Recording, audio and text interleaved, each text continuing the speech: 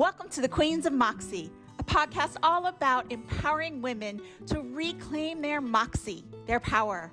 I'm Mary Kay Campbell, and I'm the host of this program. Each week, we'll talk with amazing women who have reclaimed their moxie, overcome challenges, and are living their best life. So let's get started.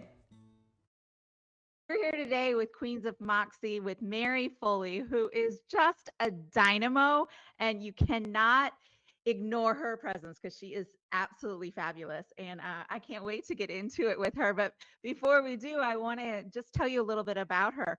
Her business is Rev Up Coaching for Women Entrepreneurs. And boy, does she do an amazing job with that. I personally have experienced it, and I just think it's phenomenal.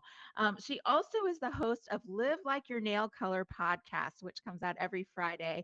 And she interviews a bunch of dynamo women. So she is just phenomenal. Now, what you would not expect is that she has her Bachelor's of Science from Virginia Tech in Industrial Engineering. Now, anybody who lives in Virginia knows that getting an engineering degree from Virginia Tech is like one of the most rigorous things you can do. And so to make a shift from being an industrial engineer to coaching women in entrepreneurs is just pretty radical. And I cannot wait to get into that. Before we do anything else, I'd like to say welcome, Mary. I'm so glad you're here with us today.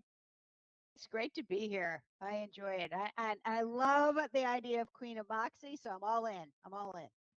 I know, y'all. I have to tell you, when I designed my logo, Mary was like, "Look at this picture behind me," and it was a woman in a big hat, and I thought, yes, that is Oh, exactly what we're talking about. So, Mary, I guess the first question that I'm curious about is, how do you go from being in industrial engineering for 10 years in the corporate world uh, to writing and speaking? yeah. Well, okay. So let me clarify something. I have an engineering degree from Virginia Tech, and I'm very proud of it because it took every ounce of my ability to get it and to complete it. And as my mom said, not a lot of girls are in engineering school. And I'm like, yeah, and there's a reason for that, perhaps. And there are more today. Although when I was at Virginia Tech, we had about 30% that were enrolled who were female. Then it's gone down since then. Now starting to come back, actually. So that's good. However, I also realized in the process of getting my degree that I so did not want to be an engineer. Like I got through the program and I was like, wow, I accomplished that. So there's something to be said for that and perseverance. I really learned. And I had some of that, enough of that ability, I could stretch it, but it didn't make my heart sing. It didn't make me get excited to get up every day. So I literally told my parents at graduation that, yeah, I've got this degree. Thank you so much for paying for it. I'm not going to pursue this profession. And they're like, what? What are you going to do? I was like, I don't know, but it's not this. At least there's something crossed off the list. There's something to be said to that. But I ended up deciding, well, since I don't know what I really want to do, maybe where do I want to live? So I grew up in a small town in Virginia, Williamsburg. Some people know of that. And I said, well, I don't really want to live there. It felt like that's not like I need a big city or I need it bigger than what I grew up in. So I ended up just shooting for the Washington, D.C. area. Okay. So if you live up in that area, you got Northern Virginia, you also got, Metro DC, different terms for it. But I was like, to me, that was the big city. So I started looking for jobs, any jobs to pay the bills. And I saw an ad in the process in the Washington Post, which, yes, I don't even know if they still run ads, okay, for want ads or anything. But at the time, there's no monster.com, there's no Indeed. I mean, forget all that, right? It's just this paper. Anyway, I saw this job for an $8 an hour customer service rep. It's some unknown computer company, and so I decided, again, I'm not looking for the career. I'm just looking for a job that is enough for me to pay bills, to move into the area and find something better and bigger, and then really, kind of land it or and such. And so this $8 an hour job, amazingly enough, at that time, I did my calculation with no debt and living in a group home, house with the four other gals. I could afford that. Which and I had a car and I didn't have to have like fancy clothes or anything. So there's a lot of things I didn't have to pay for. I could just get started. Well, that company changed its name a few years later to America Online. and then Ah. to AOL. And so I had this decade of adrenaline, I called it. I didn't think I would, I thought I'd stay there 3 months. I stayed there 10.5 years. And I worked my way up Oh. from an $8 an hour customer service rep to the head of corporate training. There were 120 people when I started, employees, and nobody knew who they were. There were 12,000 employees when I left, and it was Wow. a worldwide brand. And so I actually did not use engineering specifically like as engineer in my title. But I will say this, there are two huge things I learned from engineering school that I was able to apply right away. One is block lettering. I don't know if you know this, but at the time I had to learn how to do block lettering. And if you ever write on a whiteboard, in corporate, or even now, like let's say you do it via Zoom or some electronic medium, it's helpful to know how to do that freehand. The second is I learned how to think. And I guess what I really Mhm. how to hone my analytical thinking. So you take a Mhm. problem, a lot of times it was about bridges or or water treatment plant or something like that. That's uber boring to me, but anyway, and you have to say, well, what do we know, what's the problem, what do we know, how do we break it down, what are the options, and then you start kind of brainstorming, right? Well, that's not necessarily a process that every person just intuitively knows to do, right? I was not the tinkerer. I didn't take apart like a computer and try to put it back together like a lot of my colleagues did. Oh, when I was growing up at 12, I did this. I was like, no, I was out like playing basketball or something. I don't know. Anyway, Right. and so I learned those two things, and those have served me all through my career in corporate America, all as well in building a business as an entrepreneur. So I am an engineer in some ways in the way I think and operate, but I threw away the pocket protector a long time ago. That's awesome. That is great. Well, and sometimes you get far enough down the road that you got to stay with it and finish it. But some of the lesson is knowing this isn't what I want to do, but I can take these things and these skills from it. And um, having taught at NC State University for 6 years, I definitely encountered a lot of students who had that epiphany of, okay, I don't want to do this, but I had to do it to find out that I didn't want to do it. So, um, Yeah, and I think it's strategic, right? You get mhm, way down. So I was basically two-thirds of the way to engineering through yeah, engineering school when I went, I really don't want to do this. mhm, And I could have changed course. What I did is I went, what would I change it to? And I started, looking at other options in the university. Then what would it take? And very little from what I had uh, invested in, so to speak, all the classes would transfer to a new degree. And I thought, well, then if I change and then all these other classes, well, I was going to be in college like 6 years. And I went, oh my gosh, no, right? I right, said, so right, I thought, all right, I got a year and a half left. Can I get through the year and a half? right. And I went, all right, so that's what I'm saying, perseverance. I had a goal and I Yeah. had a deadline and I had to persevere to get through it. And when knowing that I had an end, and I said to myself, well, okay, I get done. I don't know what I'm going to do, but I thought strategically, how many women have a technical degree?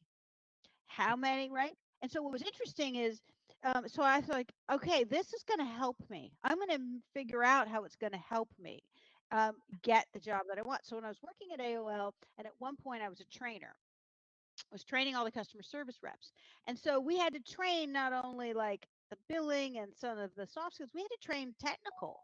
How do you get Mhm. connected? Most and everybody calls, any 800 number, they don't call because say, hey, want to know you're having a great day. Thank you so much. This is an amazing service and company. No, they call because they got a problem. They're frustrated and maybe they've waited too long on the phone.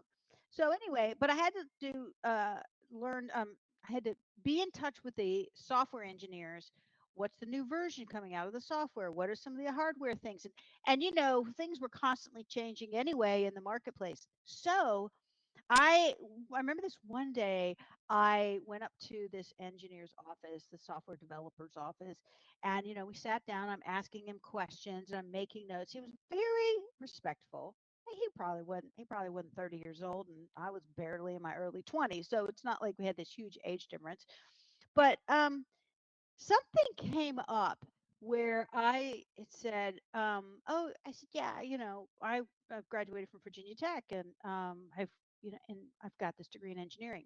His countenance changed in a split second. He's like, oh, and all of a sudden, he started talking to me like, almost like, oh, well, you understand this. I mean, of course, I didn't really understand. I couldn't do what he was doing, but he thought that I had the brain capacity. Mhm.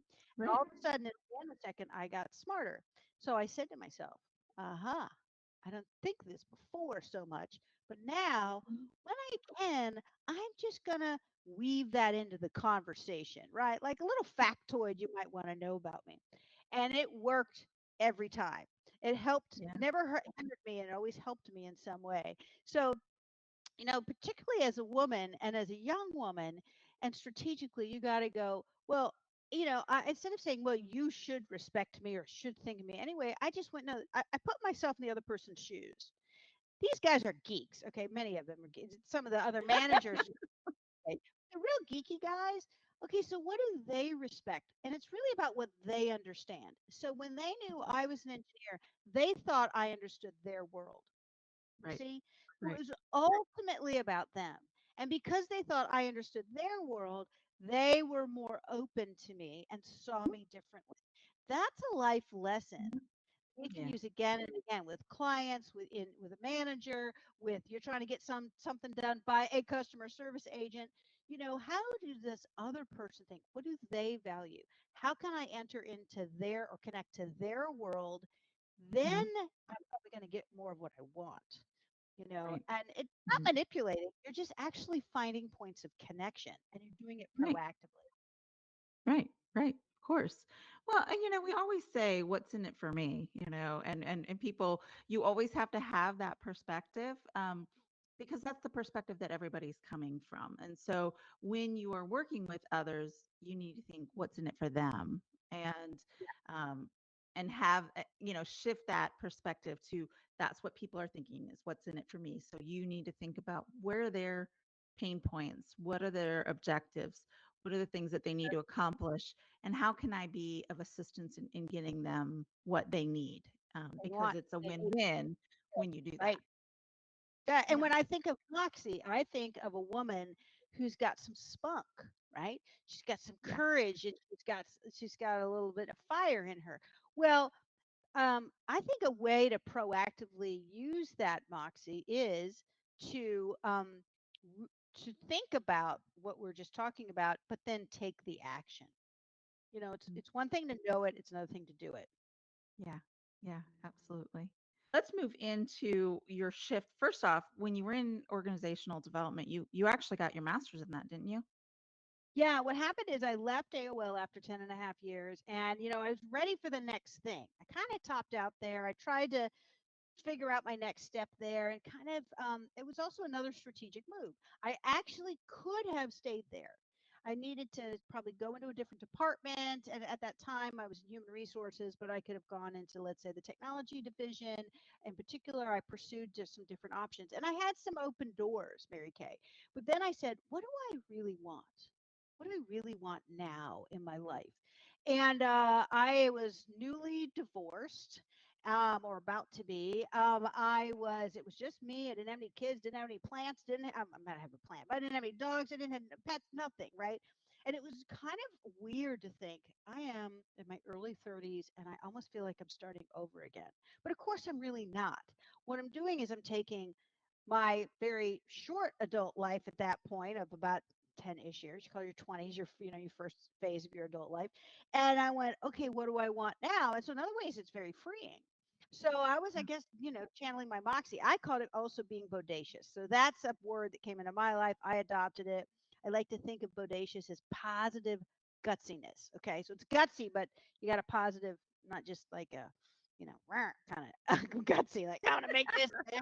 Like I'm making this, and it's gonna be a good thing, right? So anyway, so I looked into those options and I said, what do I really want? And I really said, you know what? I really want to do this thing that I now had uncovered and discovered called organization development. And of course, I had an engineering degree and I had some experience in it at AOL.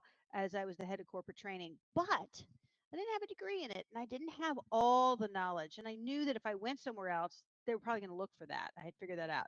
So I said, all right, I'm going to apply to go to grad school. And I did. And so it's kind of funny, on the bookends of my my degrees and my education. I've got engineering, which is really about, analytical. It's much more kind of that left brain. And then I've got organization development, which is a lot more right brain. And it's about people in the organization and about dynamics and all that stuff. But it really represented I really am that combination. So Mhm. I got that degree and I thought, well, I was pursuing to be a consultant, whether I worked in a company as an organization development director, for example, or I was going to work for a company that had a lot of what are called OD consultants, or maybe, just maybe, I'll put out my own shingle and do my own thing. I wasn't quite sure of that yet.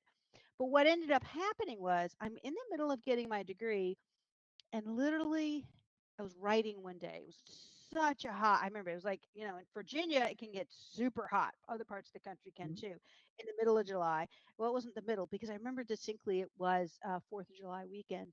And I'm It's hot sitting that out on my weekend. balcony and I'm sweating my ass off. I remember that, but it was early in the day, but I was journaling. And all of a sudden, I get this inspiration to write a book. Now, I wasn't one who sat around and went, I really want to write a book. Let's write a book. Like, no, I just was like, oh, I could write a book. And I was like, and I just started to write the first paragraph. And I was lost in the moment. And if you ever have a moment like that where you just kind of lose sense of time, there's something magical about that. And you need to pay attention when those happen because you're kind of in that, what they would now call zone of brilliance, or that zone. Yep. And and I did it. I don't know. I might have been there 5 minutes, 7 minutes, 3 minutes. I don't remember, because I was just like, almost like, just it was just pouring out of me, write this book. And the first paragraph, and it was really about my time at AOL and what I learned about career success. And I thought, um and then I realized, when I thought, oh, wouldn't this be cool? And then I realized, what am I doing? I've never written a book. I can't write a book. You know what I'm saying? All these doubts. I don't know what I've written. Training manuals. I've written employee communications about, but no, I haven't. And I slammed my journal shut, and I just kind of freaked out, like, and then what happened was, over the next several months, this idea kept coming back to me, and I kept getting excited again. And after several months, I went, I have to write this book. I don't care Yeah. if I go to Kinko's, which and make 20 copies for my friends and family. So I'm using all these references of the past because technology happens so quickly. But Kinko's is a place where you would FedEx Kinko's and you would go and you'd have copies made on paper. Okay. And so at the time, we didn't have the same digital resources we have today, where you could write a whole Mhm. book and print it out and send it to someone to just to print out and to make and to publish. So I just thought, well, even if I went to Kinko's, which means they would bind it in, like, you know, the comb spiral binding, I just made a commitment to myself. I have to do this, because I felt that it was almost like this processing and ruminating of the last 10 years of my life, which had both professional and personal huge shifts and changes. And I thought, and so I need to get it out, and I need to think through it. So writing was my process to do that. And I thought, I would really like to inspire other women. I'd like to help them. I was, look back and I went, in college, they didn't have a course called How to Navigate Your Career. And even if they did, would we even have a clue what it meant? No. Probably not. Right? It'd all be Mhm. theoretical and all that kind of stuff. Then you get a job and go, oh, okay, kind of thing. So this was my way to say, okay, oh, when you get in, now here's some of the. I had 10 things that I thought that women I'd learned. I thought were really, really strategic in my career growth at this company, Mhm. that I thought would be universal. I still tap into some of those things today, because I keep building on them. And so that's how I got into writing. And then that book, I decided that. So I got my degree and I finished it because I was got inspired in the middle of the degree. I started doing. I said, I'm doing a little bit of consulting. I had an offer to do that. I did that for several months while I had put out a proposal to some uh, publishing companies, and then got a yes on one of them, and it was a New York City publisher, New York City based publisher, and I went, I got to do this. And I made a commitment to myself too. There's interesting moments as we kind of evolve where and we grow and we have life. But I in my early 20s, probably around 21 or so, when I was in college, I made the decision that I was going to do my darndest to live life without regrets. And what I Mhm. defined as a regret was that there was something I wanted to pursue, but I didn't try. Yeah. Like I'm scared to. That I thought, oh, and I hesitated. And I thought, now I'm going to Mhm. make mistakes. Ooh, that didn't work out so well. Ooh, should have done that differently. How can we avoid it? We can't grow without stumbling or without, making some wrong turns. But Right, to right. not try is very different. Mhm. So I said, I got to try. Yeah. And so I said, all right, I don't, I'm going to try and pursue this thing of being get this book written. And I wanted to really speak and have it come to life from the pages because I had been so impacted by keynote speakers. And I said, I got to try this. Now, if Yeah. it crashes and burns and a year later, I'm like, well, get a job, I will. I wasn't too too concerned about that at the time. I was more like I just felt drawn to it. So that's how I got into being an author and a speaker. Ended up writing 3 books, doing a lot of keynote speaking, doing some workshops, all about career women and how to be more bodacious in their career, and then bodacious in their life. And things evolved, and then that was also during the time in the early 2000s when many more women were starting their own businesses. They were becoming Mhm. entrepreneurs. So I was in that Mhm. really that first wave. And then after a period of time, as other waves of women were getting into it, they said, how did you do it, Mary? How did you create this? How did you build this? So that eventually got me into coaching. Yeah. Yeah. And so now, your career has kind of morphed over time. Sure. And, Yeah. so you started writing, you started speaking, um, you started really working with women and entrepreneur who are entrepreneurs and helping them in some ways not create the roadmap for them, but help them to understand where their opportunities lie, help them to understand this is a concrete way of pursuing this and making it tangible, actionable, the things that you learned as an engineer. I was going to say, You the engineer was kicking in. Right. yeah, yeah. Right. But but often, people have these great ideas, but they don't know how to operationalize them. I know that's not technically a word, but they don't know how to take it from the conceptual phase and Correct. make it real and something that they can act on. And so I think you offer that secret sauce to help women do that on their own with your guidance. And I think that is empowering because you're not just giving them a fish, but you're teaching them how to fish, with their businesses. And it Correct. also helps them to be successful and Yeah. And they turn want into profit. well, and most of the women that I work with they've already started. They've gotten going maybe 1 or 2 years, and they have some success under their belt. Like they are, and then maybe they worked for someone else before. A lot of them have, and so they're bringing some of that to the table. They're bringing life experience to the table. They might be going out. They've seen other people close in their lives uh, build businesses. Now that's their turn, and they've made it a certain way, but they're trying to break to the next level, and they're not sure what's working really well, what's not working. They have a sense they need to make some changes, and it's like anything in life you do alone, well, it's lonely. That's why they call it that. Okay, but Yeah. all the best ideas aren't necessarily between your head. You have to kind of branch out. And where do you find someone you can trust? There are a lot of resources for building a business, starting a business now more than ever. I mean, you can learn a ton on YouTube. You can buy tons of books. There's tons of online programs, um, and all of that can be good. The thing it all is also can be overwhelming. Oh, So yeah. you have to sort through it. Which ones really apply to me? Is this someone I could their advice I can trust? Because unfortunately, coaches also get a bad rap Yeah. because there's a lot of ones who just propose that they've done all these things, but then and then they'll take a lot of money, but then they don't really help you a whole lot.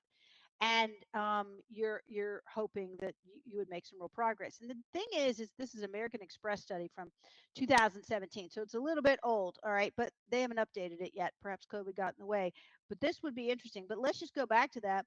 What they found is in the United States, 88% of women business owners make under $100,000.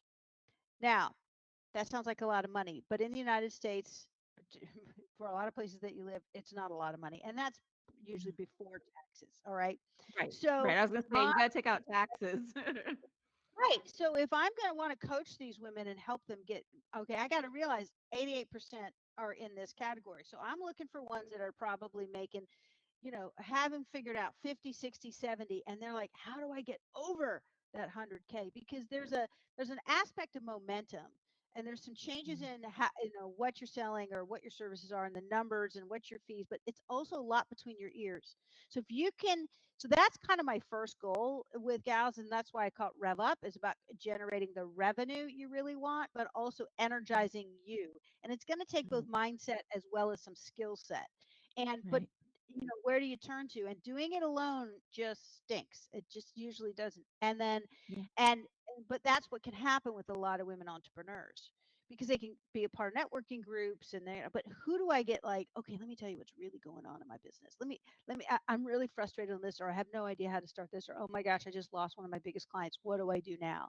You don't take that typically into the public arena, right? So you need this, either an individual or a trusted group of gals that you Mhm, can mhm. do that. So that's what I provide, do it both one-on-one and group in the Yeah. Rev Up. And I got to say, I'm really, really happy and proud of my clients that so many of them not only have gone over 100,000, but they've gone beyond that. And they're different. They're now they got quote different Mhm. problems and different challenges at like a 200 and $250,000 revenue level.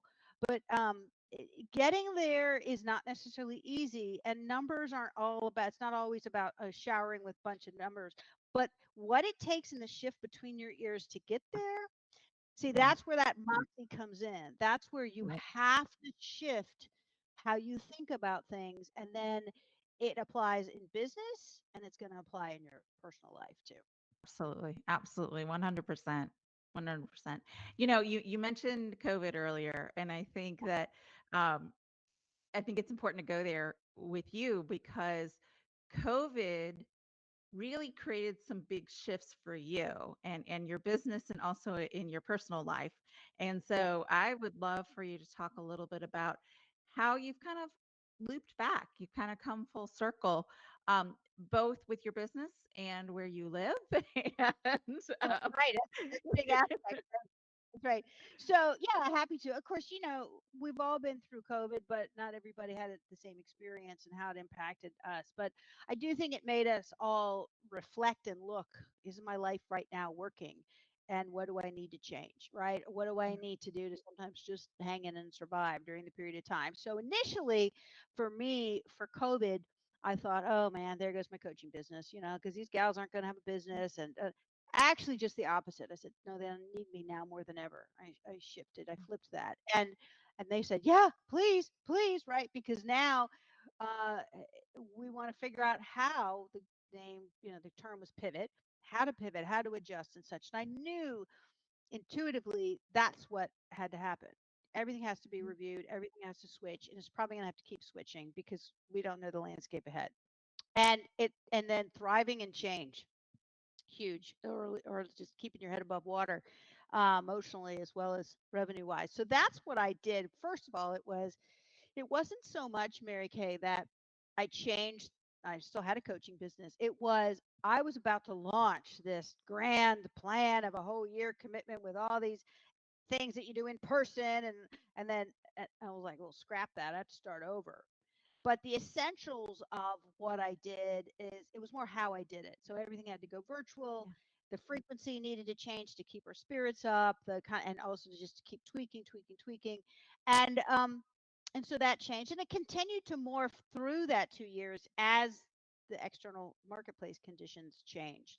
So Yeah. I'm happy though that turned out really well. And I all those gals are still in business. They've had literally their best revenue ever. they all are stronger, better, and we're really kind of we're all going to always remember each other during that time, and many of them are still my clients. That happened on the business side, but the other aspect that came out of that was I really had this sense because we were so much into that mindset and how we were focused, and I was just so determined not to be pulled down into that negative space of depression and constant anxiety and fear because it never gets you forward. It doesn't mean I'm Pollyannish and like everything's fine and no, what's the problem? Like, no, no, no. I can see the news and I can see it people in my life and go, yeah, that really sucks. This is hard. Let's do what we can to deal with this and what's going right. What can we look forward to? And sometimes and turn off the negativity. Literally just remove yourself from the bombardment. All right. Mhm. So Yeah. in that, though, I just felt as it went on and on, the heaviness of it. And I Mm. thought, there's a lot of there's a lot of anger and criticism and anxiousness. And I realized it all comes basically out of fear. Right. But I thought, okay, I've done media before. I did a radio show once. I was already doing a podcast for a bank actually, and I said, you know what could I do as something that's positive? Because I know with the women I'm working with, it's possible. So that's why I kind of went back and I went, I'm going to do a podcast because I felt like it was the medium that was I could reach more people and I could do more and I like it. So anyway, and based on my third book called Live Like Your Nail Color, even if you have naked nails. And it was kind of I thought we need to have a little more fun. We need to have a little more, but we need to have some substance and we need to have some positive, right? So it took me a while and to once I got this idea of I thought what can I do, what can I do, and I came up with this podcast idea based on a book that I'd written in actually January of 2010. I had to look it up when it came back, and here it was in 2020 when this idea, I was like 10 years later. And it was interesting because even when I stopped talking about that book and doing presentations on it, I said I'm not done with this yet, and I don't know why. So here we are, fast forward, and I thought I'd always had this book had the combination of a fun metaphor of your nails, but also and embedded in that, and at first it was really around self-care, but it also was this thing about like with Moxie, I can do something. I can that is positive. But the other thing is that having a super simple behavior, a super simple action that you can Yeah. take. So I had already done a survey that 84% of all women take time regularly to do their fingernails or toenails or both. So this is something a lot of women were already doing. I thought then, how could we use that to be a reminder of something positive and to cheer us on? I mean, literally at the tips of your fingers or toes.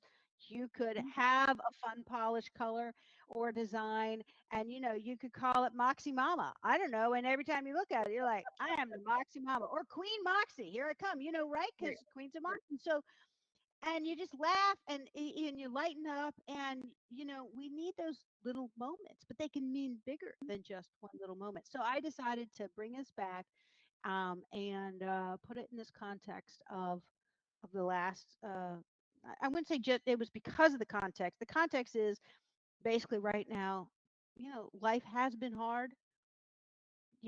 Change is still happening.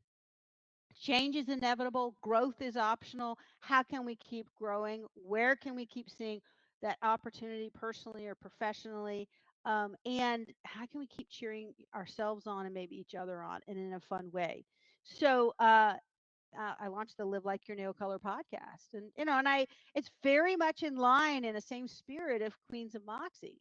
So if you're It listening is. to this podcast with you and you're like, I love this with Mary Kay, check out mine as well because mine is Absolutely. like yours. We need moments of lightheartedness that fill us Yeah. up that Yeah. not just laugh, haha, but cheer us on and go, oh, that's a great idea. Oh, and hear from other women who are like-minded and like-spirited and like-hearted to say, yeah, I'm not going down the negative Nally track either. I might have Right. pity parties, but I'm choosing to move forward in life. Yes. Yes. And Mary, my story, but I was on this trajectory of, working in, executive director level positions, and I was working constantly, and I felt like I was on this treadmill, and I couldn't get off, and I was doing what society said I should do, and I was making the high salary, and I had the beautiful home and all that, and I was miserable. And, because of my car accident, I was forced to stop. Mhm. Yeah. And I like to say I had a brain vacation for about a year, and and I'm coming back from vacation now, and I'm fully rested and energized and excited, and it took that kind of traumatic event for me to stop, and to really stop and assess it. And you would think, COVID might have done that for me. It didn't. I wish I could say that it did, but for me, and I think for you too, you don't want I don't want women to have a traumatic event, whether it's a health crisis, a divorce, a job loss, whatever it might be, to make these changes that they need to fill up their own cups, to really embrace who they are and their why and what they want to do in the world. And it's our time. It's our time to stop and really assess that. And so many of the women listening are at a point in their lives where they have aging parents, they have looming empty nest or empty nest. They're in a place in their career that's extremely demanding, and they're assessing, is this really what I want to do in life? And we've all had that wake up call from COVID. And so um, my goal with Queens of Moxie, and with this podcast, is to really inspire women to do the things that they need to reach that goal, to be authentically who they are, and claim their power, claim their moxie. So I love what you're doing, and I love the fact that you've got this fun way of thinking about it with your nail color. I have to say, when I filled out the survey, I didn't know, like, I never paint my fingernails, mostly because they just chip all the time, and it's just not worth it. But I almost always paint my toenails, especially in the summer. So I was like, do I answer for my toenails or do I answer for my fingernails? Right. You can do both. And actually, that's actually, I think it's 35% of all women do their toenails only. And that was the highest percentage of the survey that I did. So you're not alone in that. Yeah. And I think that's the thing. It's not just your toes. I mean, not just your fingers at Right. all, and so what I always encourage women to do is, if you're doing your toenails now, great, and get more even out of that experience. Try different colors. Give it, make sure it has a fun name. If it doesn't, give it a fun name, make it up. You can, it's your experience. You can change it and say, let me just say, what would it be like to put on this crazy purple color on my fingernails, Yep. and it's, Yep. it's a small thing, but those small things help us also, our brains go, oh, think a little differently. Oh, maybe, Yeah. if I always say, if you can change your nail color, you can change your life one nail color at a time, because it is Yeah. about proactively trying different things and making change. Yeah. Right. Well, and like right now, my toes are periwinkle. I don't know what the bottle says, but they're periwinkle. Okay, good, Because I good. absolutely want, and I think I'm going to go with this turquoise color next, because I love fun and Great vibrant idea. colors. Yeah. Thank you. And it's interesting. I worked in an accounting firm, and I had turquoise toenails, and I had colorful phone, like, covers, and my iPad Uh-huh. cover was colorful. And um never forget, the IT director, I said something about, oh, that's mine. He goes, oh yeah, we knew that was yours. Everybody else's is brown and black. And I was like, oh They yeah, get it, I add color. accounting firms, I could see that. Engineering firms would too, by the way, likely, Yeah. That's right. Yeah, So, absolutely. I push the colors, envelope. There's you're no question. welcome. I'm glad I could bring a little color to your office, to the office, to your life, that kind of a thing. Yeah. Exactly. Exactly. Well, we are almost out of time, but I would love for you to think about and share anything that you would recommend to women who are, on that precipice of trying to decide how to live their authentic lives, and what's a reasonable step or something that they can think about that could really help them to take that leap, to Yeah. have the courage to do those things. Well, I think I remember being in a hotel conference ballroom, and there was a woman on stage, and she said something that is so, in some ways, just so simple, but it struck me in that I don't know the answer to that question. And the question she said was, "What do you want?" Mm. And it felt like this huge question, like, "What do you want?" Like God saying it, and then, whatever you choose, you have to live with it for the rest of your life. And I think the thing is what I really struck with me, and it still is today, is I think the thing is you got to answer that question for yourself. There's no way you can live authentically until you're clear or clear enough, or you go, I think this is what I want. And when I say what I want, not just what you acquire, like the house or the car or Right. something, but it's more like, what do I want? What do I want to be true about me and in my life? What do I want about, and you could say, what do I want in this relationship or for a relationship? What do I want terms of where I live? What do I want in terms of my career? What do I want for my business? You can apply it, and the more specific you can get, the better. Mhm. But if you Absolutely. can't get specific, just know, okay, I need to get some more clarity. So, what is one action I could take Yeah. to get that clarity? Who could I Yes. talk to maybe, explore? Could I spend some time with Mhm. myself and just brainstorm options and then start to explore them online, talking with people, etc.? The courage is asking that question and answering it again Yeah. and again. I think that Yeah. takes a lot of courage to do, but you can start to do it with yourself if it feels like Mhm. I don't want to expose this to anyone right now. I'm not sure what they're going to think. And then have the courage to talk through it with one trusted person that's not going to uh, criticize you, you feel like has your back, and I feel for any woman who doesn't feel like she has a person like that in her life. Mhm. And Mhm. so maybe it's, well, what I want is I want a trusted friend, Yeah. to Yeah. start. But it really is, to me, answering that question for ourselves. And sometimes, by the way, particularly when we're at a certain age and stage in life, but it's true all each stage. What do I want now? What do I want Right. now? So in COVID, it was, what do Mhm. I want now? I think we're not really too totally post COVID, but let's just say we're at a different place in the pandemic. And I think to myself Mhm. after 2 years, what do I want now? Well, as you know, one of the things I said was, well, I want a bigger place to live or a house, because now both of us, my other half, were like working out a house, and we were in this small condo, and it was like, well, that wasn't the plan at first, but we made it work during COVID.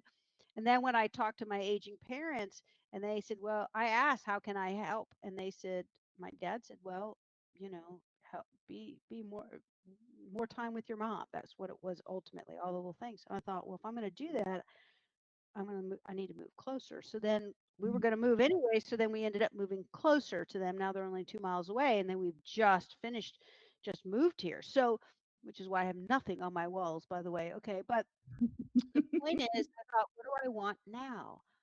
What do Mhm. I want the most right now? And my answer Mhm. was, what I want most is to be available to my parents. What I want most is to be there in the moments when they need me. What I want most is not to live with regret. Right. So that helped me in that big decision. And of course, and Bill fortunately is incredibly supportive. And so now it's, what do I want now that we're here? Well, I want to make this good for both of us. So not everything's about my parents. It's about also building this life here with our neighbors. What do we want? So that's it. That's just simply been a question that served me Mhm. again and again. And Mhm. um, and I don't feel locked in by the answer. That's the other thing. Mhm. And Mhm. I start to figure out the answer and explore the answer. Yeah. Yeah. And I think the now and that flexibility is critical. And I was talking with someone just the other day who has this vision of what she wants to do, and but going for it means that she could fail. And the thought of that was debilitating, and to the point where she froze. And it's you're never going to know unless you take that first step. And what success looks like is defined by you. So your success might be that I bought a book and read it about this topic, or I spoke with someone. It doesn't have to be that you are making $100,000 in your new business. It could be anything. And for you, it was moving back where you were trying to get the heck out of after college. And like I said, Ironically, you've come full circle, and that has allowed you to meet the what that is in your life right now, and that why, and that's allowed you to shift and define it, and it will continue to evolve, as your parents continue to age, as you and Bill continue on your journey. Like things will morph, and that's an important aspect of it. so yeah, and not only is that okay, I'm expecting that. And when I know that Absolutely. I'm expecting that and anticipating it, then when I make a shift, when we make a change, like that's it's not no big deal. Like I think Right. that's the other thing your friend that you were the gal you were talking to where she was really fearful of Mhm. well, what if it doesn't work out? And I say, okay, it doesn't work out. So what? And then Yeah. what if I went there, right? What if she went there? And I think all of us, I mean, obviously some decisions are bigger than others, right? So if it's too Mhm. big, I say scale it down, bring it down to Right. size, bring it Right. down to a level of a decision where you're like, well, I could do that as a first Right. step, right? Right. And I think Exactly. that's also that's also key Yeah. in it. Yeah. We'll always have fears about things. Yes. Nothing's wrong with them. In fact, that's the Right. human part of the human condition. The brain Yes. in the back going, "Are you sure you want to do that? Sure want to do that? We could die. We might not be able to eat all that kind of stuff." And you're like, "Shut up, right? Just shut up." Right. I'm Right. moving forward. Um, Yeah. yeah. So I really encourage all your listeners through this podcast and all the other ones that you're going to do and I really think the idea of this is great because hearing different women's voices and different stories, not everyone listening is like, yeah, I went into engineering school too, but Mhm. it's this, oh, she started in one way, Yeah. wait, another way is another way again. And I can do that too. You're not alone. Whoever's Yeah. listening right now, you are not alone. There's Yes. someone who has done some aspect or very similar, can relate to it. And when we're authentic, we just go, Here's where I am right now." You know, Boy, doesn't it so feel good to rest in that authenticity? yeah. Oh, it's so right. Some people think I'm crazy, and I'm like, you're right. Some people think I'm not so crazy, and I'm like, you're right. It really, if you think I am, you think I'm not. Not so what? It really is a freeing place, and so I know that a lot of the queens of Moxie, we're of a certain age. Well, anyway, I like to call it time in on this planet, and so more time in. It's interesting how the things that bothered you when we were younger women don't bother us so much today, right? Boy, is Now, there's that some other true? things that picked up along the way that bother us that we didn't even consider back then, like, I don't know, menopausal weight gain. But other than Yes. that, but we do, we have tools, we have life experience that we can draw upon. Yeah. And so that's one advantage that we have. And we also look ahead and we say, well, if I do live a long life, I got less of it in front of me. So that's a motivation to me. I'm not an old woman, but at the same time, I'm like, let's go, girlfriend, because we, Yep. we there's only so much time, and even that's not guaranteed. So Yeah. that frees me up too. Exactly. Exactly. Well, Mary, it has been an absolute delight talking with you. And I know the listeners are grabbing lots of little tidbits of information that you've shared that is so empowering and motivating and inspiring. And like you said, helps us to know we're not alone. And so I will put in the show notes some links to your podcast and your books and things like that. But thank you again for your time. You have been so insightful and so fun. And I just really appreciate it. I've enjoyed it so much. Appreciate it too. Thanks for joining us on the Queens of Moxie podcast. Each week, we come to you with amazing women who have overcome obstacles, who are living their best life and reclaiming their moxie. We hope to see you next week.